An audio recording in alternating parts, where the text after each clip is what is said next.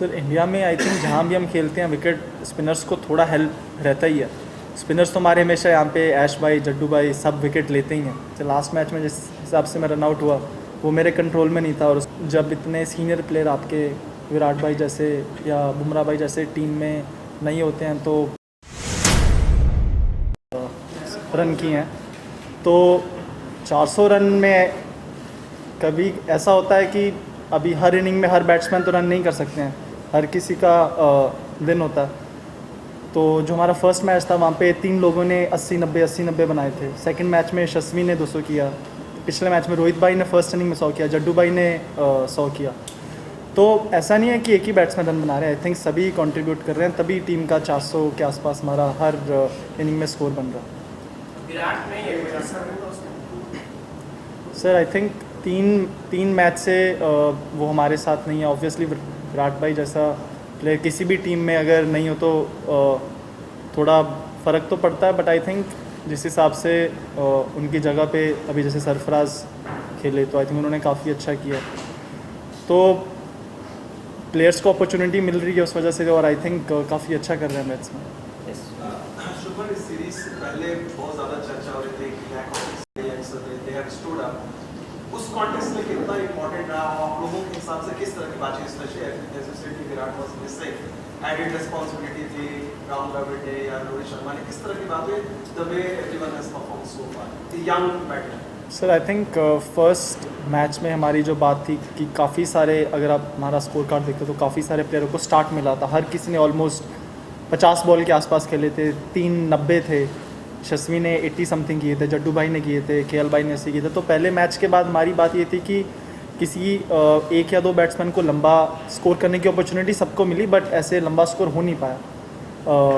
तो उसके बाद बात यही थी कि जिसको जो भी प्लेयर सेट होता है, तो अगर कोई बैट्समैन 150-200 लंबा बड़ा 100 करता है तो उससे बहुत फ़र्क पड़ता है दूसरी टीम पे भी और अपनी टीम में। तो वही बात चल रही थी कि जो बैट्समैन सेट है वो लंबा खेलने को देखे, 150 रन 200 रन। और इंडिया में हमने देखा है कि 4th इनिंग्स में आप फर्स्ट इनिंग में जितना लंबा स्कोर कर ले उतना आपके लिए अच्छा है, क्योंकि पता नहीं है 4th डे 5th डे मुश्किल रहती है कोई भी टीम जब खेल रही है। सर क्वेश्चन है साउथ अफ्रीका के साथ, तो दोनों में पिच काफ़ी टर्निंग विकेट रहा, तो इस बार आप लोग का अगर इस तरह से रहता है तो क्या रणनीति आप लोगों को करनी चाहिए? सर इंडिया में आई थिंक जहाँ भी हम खेलते हैं विकेट स्पिनर्स को थोड़ा हेल्प रहता ही है। तो रणनीति जो हमारे पिछले मैचेस में हम खेलते हैं आई थिंक सेम रहेगी। डिपेंड करता है कि कौन जीतता है टॉस। अगर वो बैटिंग करता है जिस हिसाब से हम बॉलिंग कर रहे हैं, हमारे फास्ट बॉलर्स आई थिंक बहुत ही अच्छी, आपने बोला कि स्पिन को असिस्टेंस रहती है, स्पिन को मदद मिलती है, बट आई थिंक जिस हिसाब से स्पिनर्स तो हमारे हमेशा यहाँ पे ऐश भाई, जड्डू भाई सब विकेट लेते ही हैं और इतना अच्छा करते हैं, बट जिस हिसाब से हमारे फास्ट बॉलर्स ने सीरीज़ में बॉलिंग की है आई थिंक वो डिफरेंस रहा है इस सीरीज़ का। आपकी जो मेन विकेट टेकर बॉलर है बुमराह टेस्ट में, तो इस पर अब क्या होगा? बुमराह के नहीं रहने से टीम में कितना फर्क पड़ सकता है? सर जैसे विराट भाई की बात करते कि उनका टीम में किसी भी टीम में जिस भी टीम से वो खेलते हैं अगर वो उस टीम में नहीं है तो ऑब्वियसली टीम में वैसा प्लेयर अगर कोई टीम मिस करती है तो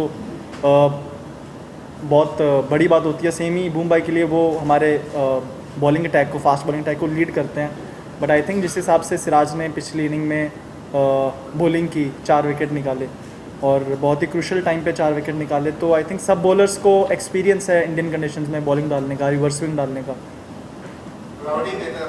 सर एक second That like missing century obviously, like how was that innings like for you, the confidence booster? What was that? Like, how important was that? Yeah, like I said in the Vizag test, I don't think I could have played any different even if I was feeling more calm or composed. But definitely that what I was feeling in the Vizag test was something different from what I had felt in my previous matches playing for India.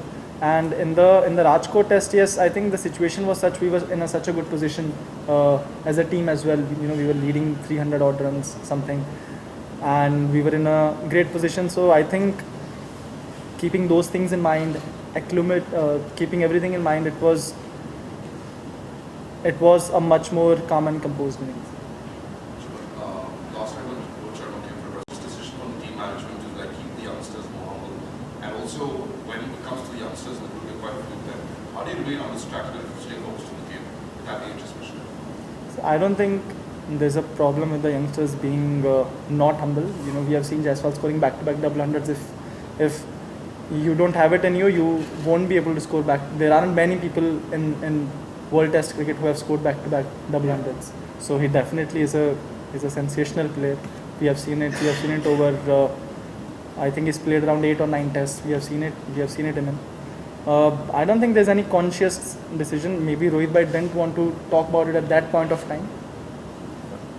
Having batted at number 3, I batted at number 3 and 4 in India A and some of the Ranji matches as well. So it wasn't something that I had never done in my life. There aren't as such any technical changes that I did to my game, but it's different when you are opening the innings because you don't get that much time to think. You know, you are fielding or the toss has happened and you're going right in, and you are the one that's setting the tone. Whereas if you're batting in the middle order or at top order, number 3, number 4, you get a certain situation to bat at. You know, there might be a couple of wickets that would fall down early, and then you are setting the stage rather than when you're opening, you are kind of dictating the terms. Whereas in the middle order, you're kind of playing according to the situation. Sir काफ़ी difficult रहता है क्योंकि कितनी सारी चीज़ों के बारे में आप सोचते रहते हो ना जब आप सोच रहे हो कि एक्सपेक्टेशंस है। और जब मेरे साथ ऐसा हो रहा था एक्चुअली, जो लोग बाहर से बोल रहे थे मुझे उनका इतना फ़र्क नहीं पड़ता था, बट जो खुद के लिए एक्सपेक्टेशंस आप रखते हो और जैसा आप खुद करना चाहते हो, तो उस लिहाज से काफ़ी डिसअपॉइंटमेंट थी मुझे अपने आप से। बट उस टाइम पे ये काफ़ी इंपॉर्टेंट रहता है कि जब आपको दोबारा अपॉर्चुनिटी मिलती है, आपकी दोबारा बैटिंग आती है, तो आप वो सब भूल के जैसे आप खेलते आए हो, सिर्फ बॉल जो अगली बॉल आप खेल रहे हो उसको दिमाग में रखते हो आप कैसे बैटिंग कर सकते हो। और जो भी बड़े प्लेयर हो वो उनमें और एक जो एवरेज प्लेयर है कि यही अंतर रहता है कि आप जो पहले हो गया अच्छा हुआ बुरा उसको भूल के इस इनिंग में आप कैसे खेल सकते हो। और वो जितना प्लेयर अच्छा करता है उतना मेरे हिसाब से उतना बड़ा प्लेयर बनता है। फाइनल बिल्कुल, कोशिश तो हर मैच में यही रहती है as a batsman, as a player की जिस भी मैच में अपॉर्चुनिटी मिले अपनी तरफ से पूरा बेस्ट एफर्ट देना है। बाकी तो कुछ चीज़ें ऐसी होती हैं जो आपके कंट्रोल में नहीं होती हैं। जैसे लास्ट मैच में जिस हिसाब से मैं रन आउट हुआ वो मेरे कंट्रोल में नहीं था, और उसमें दूसरे मेरे साथ कुलदीप जो बैटिंग करते हैं उनका भी कोई गलती नहीं, क्योंकि इतना जल्दी सब कुछ होता है आप प्रेडिक्ट नहीं कर सकते, वो चीज़ अनकंट्रोलेबल है। तो you just have to take it on और you have to move on. Final question, रुक जाइए एक second. Expectations, yes, you definitely have some expectations from yourself, and you know what you want to do in this team. You're playing for your country. You obviously want to contribute, and you obviously want to be there for the team as much as possible. But I don't think that changed my mindset or anything.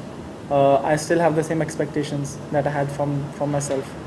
It's all about you being able to forget that and being able to move on from it as quickly as possible and be ready for the next one.